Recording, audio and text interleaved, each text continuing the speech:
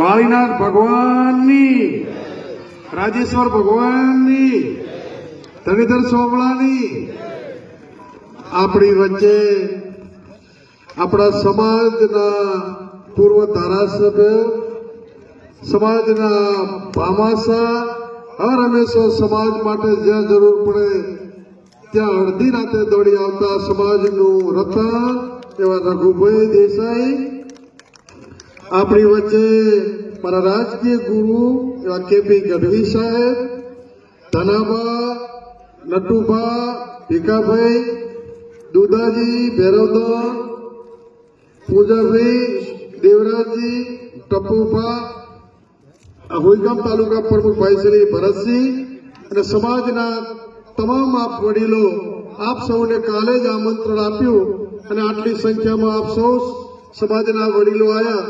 આપ સૌના દર્શન કરવાનો મોકો મળ્યો. આપ સૌને નમન ને વંદન કરું છું. આજે આપની પાસે મારે ભાષણ કરવાનું નથી. તમે હર હંમેશા મારા સુખ દુઃખમાં સાથે રહ્યા છો. તમારા કોઈ પણ નાના મોટું ટોપ પોઈન્ટ તમે ફોન કર્યો, તમારી વચ્ચે અડધી રાતે હું આવું છું. તમારે ગેનીબેનની કઈ જરૂર નથી. રઘુભાઈ, હું રઘુભાઈ તમારા માટે બેઠા છે. અડધી રાતે કહેજો, જીવવાનું છે તમારા માટે, મરવાનું છે તમારા માટે.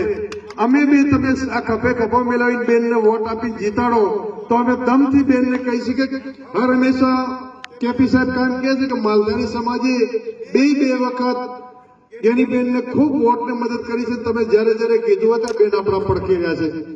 છતાં હર હંમેશા તમે બધા બેનને ઓળખો છો કે ક્યારે કોમવાદની કોઈ ઝઘડા નહીં. એમની પાસે તમે જો સરળતાથી કોઈની વચ્ચે જરૂર ન પડે, જે ફોન કરે એને બેન મદદ કરે છે. ત્યારે આપ સૌને વિનંતી કરું છું કે આપણે વડગામ સુધી ક્યાંય જવાની જરૂર નથી. તમે બધાએ મને ડાયરેક્ટ ફોન કરી કહો છો, તમારી વચ્ચે હું આવીને ઉભો રહું છું. તમારે કોઈ નેતાની જરૂર નથી. જરૂર પડશે તો હું રઘુભાઈને કહીશ તો રઘુભાઈ મને મદદ કરીને તમારા કોઈ પણ સુખ દુઃખમાં અમે સાથે ઉભા રહીશું.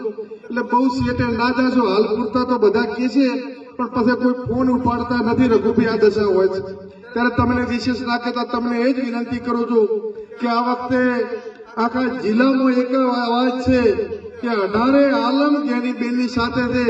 ભાજપ કોંગ્રેસ નહીં પણ જેમ રાધનપુરમાં સર્વ સમાજે માવજીભાઈને જીતાડવા મહેનત કરી હતી, એ જ રીતે આ વખતે નોટ ને વોટ બે આપવા આખા જિલ્લો ખડે પગે છે. ત્યારે તમને વિનંતી કરું છું, આ કેપી સાહેબ એને સૂત્ર આપ્યું છે કે 18 આલમ સાથે છે અને રબારી સમાજે રંગ રાખવાનો છે. એટલે તમે સૌ રંગ રાખો એવી વિનંતી કરવા તમારી પાસે આવ્યો છું.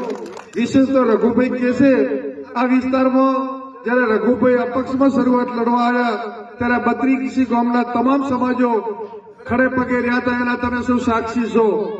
એ જ શબ્દો સાથે આપને વિનંતી કરું, તમારી વચ્ચે છો, તમારા સમાજના દીકરા તરીકે તમને વિનંતી કરું છું, મહેરબાની કરજો. તમારી પાસે ખોળો પાથરું છું અને ખોળાની લાજ તમે બધા રાખજો. એ જ વાત કરી અને રઘુભાઈને કોક રઘુભાઈ કહે છે